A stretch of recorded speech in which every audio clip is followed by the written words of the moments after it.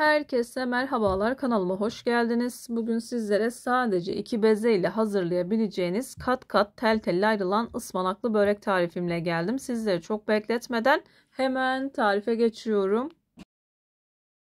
Tarifim için ilk olarak yoğurma kabına 4,5 bardak kadar un aldım. Ortasını havuz şeklinde açtım. 1 çay kaşığı kadar toz maya ekledim.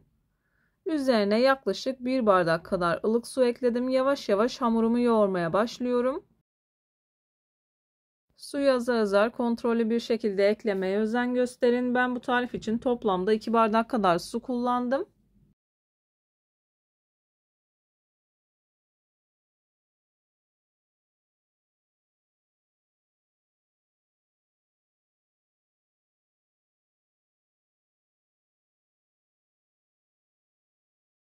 Tam da bu aşamada belirtmek istiyorum. Bu tarz tarifler yaparken dikkat etmeniz gereken en önemli nokta özlü ve güzel bir hamur yoğurmaktır. Hamuru ne kadar güzel yoğurursanız yaptığınız hamur işi tariflerinden o kadar memnun kalırsınız. Ayrıca kullandığınız unun böreklik ve baklavalık olmasına da dikkat edin. Hamurumuzun oldukça yumuşak fakat ele yapışmayan kıvamda bir hamur olması gerekiyor.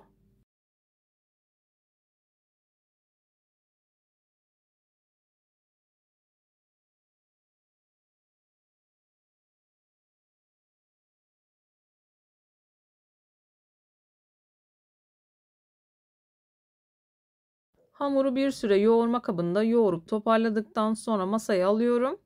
Masaya aldıktan sonra 2-3 dakika kadar hamur özlü bir hal alıncaya kadar hamuru yoğurmaya devam ediyorum.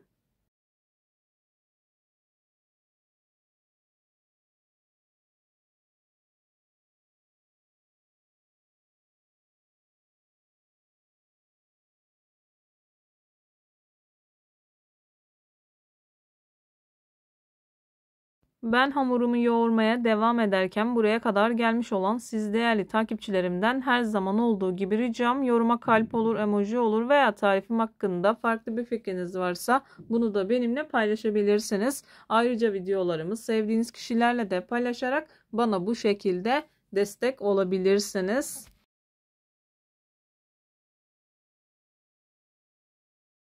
Hamurumu yeteri kadar yoğurdum. Buzdolabı poşetin içerisine alıyorum. Yaklaşık yarım saat kadar dinlendiriyorum.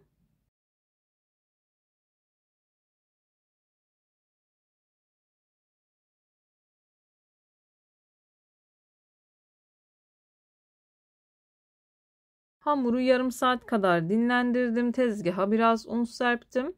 Hamur tezgaha aldım. Toparladıktan sonra hamur kartı ile 2 eşit parçaya böldükten sonra bezelerimi hazırlıyorum.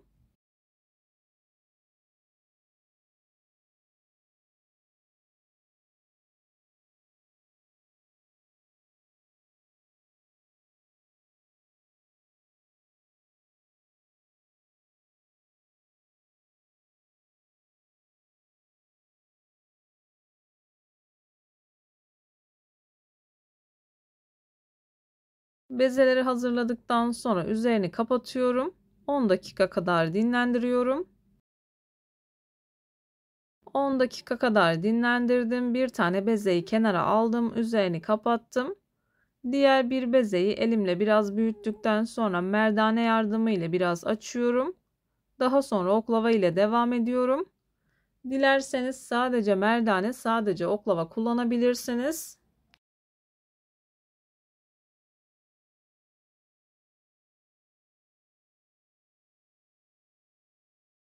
Çok kolay ve pratik bir şekilde hazırlanıyor. Bana güvenerek tarifi deneyebilirsiniz. Tarifi denedikten sonra o değerli yorumlarınızı mutlaka bekliyorum.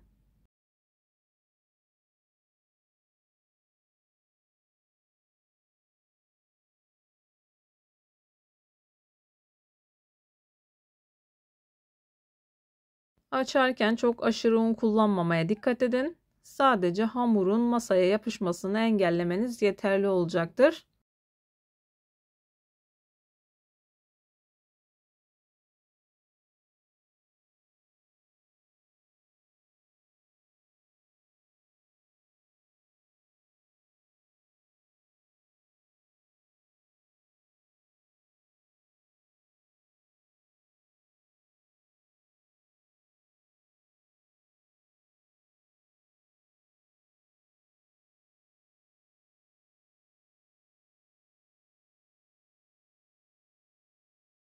Hamuru açarken çok incecik açmanıza gerek yok. Yeteri kadar açtıktan sonra hazırladığım yağ karışımından sürüyorum. 150 gram kadar tereyağını erittim. 1 çay bardağı kadar sıvı yağını karıştırdım. Açtığım hamurun her yerine değecek şekilde bol miktarda sürüyorum. Kullandığınız yağın ılık olmasına dikkat edin. Yağı sürdükten sonra videoda görüldüğü gibi katlıyorum. Katladıktan sonra kenara alıyorum. Üzerini kapatıyorum. Diğer bir bezeyi de aynı şekilde hazırlıyorum.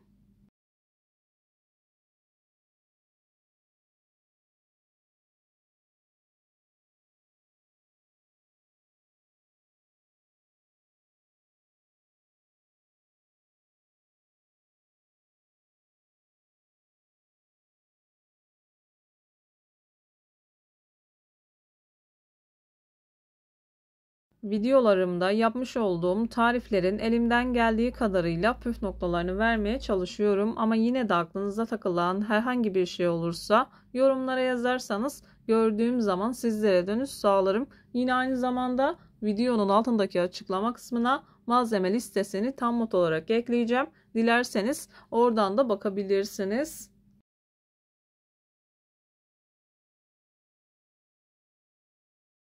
Hamurun daha katlı olması için bu şekilde katladım. Diğerini de aynı şekilde katlıyorum. Daha sonra üzerini kapatıyorum. Bir 10 dakikada bu şekilde dinlendiriyorum.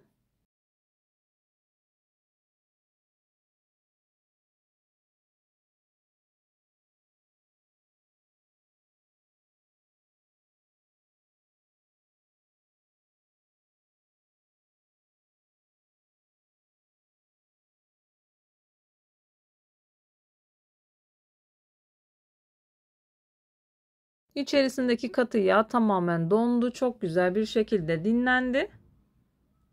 Hamuru elimle yavaş yavaş büyütüyorum. İç harcı olarak ıspanak kullandım. Dilediğiniz gibi hazırlayabilirsiniz.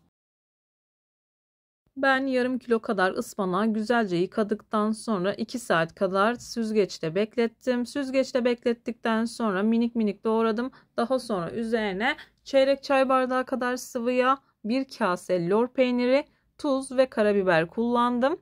İsteğe bağlı olarak toz kırmızı biber de kullanabilirsiniz. Tepsi boyutunda açtım. Tepsiye yerleştiriyorum.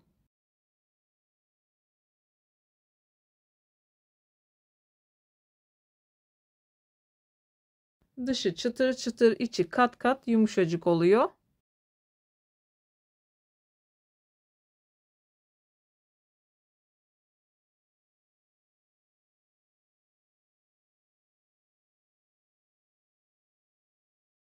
Tabanını yerleştirdim. İç harcını bol bol koyuyorum. Ben yarım kilo kadar kullandım. Eğer daha az ıspanaklı seviyorsanız 300 gram kadar da kullanabilirsiniz.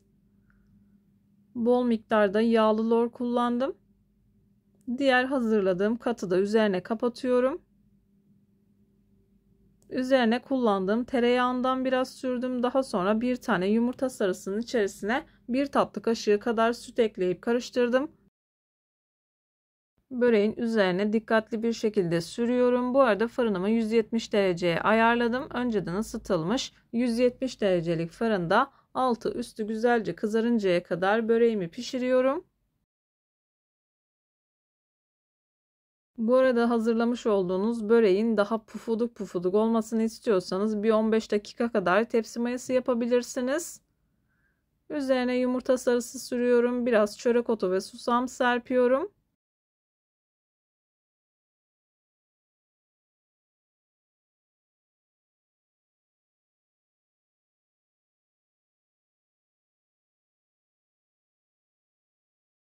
...170 derecelik fırında yaklaşık 40 dakika kadar bir sürede pişti. Kat kat tel tel ayrılıyor. Çok güzel bir şekilde kabardı. Kesinlikle hamurlaşma yok. Katları tek tek ayrılıyor. Çok güzel bir şekilde pişti. Videoyu beğendiyseniz beğenmeyi, kanalıma hala abone değilseniz kanalıma abone olmayı, bildirim zilini açmayı lütfen unutmayın. Kendinize ve sevdiklerinize çok iyi bakın. Başka bir tarifte, başka bir lezzette Görüşmek üzere. Hoşça kalın. Allah'a emanet olun.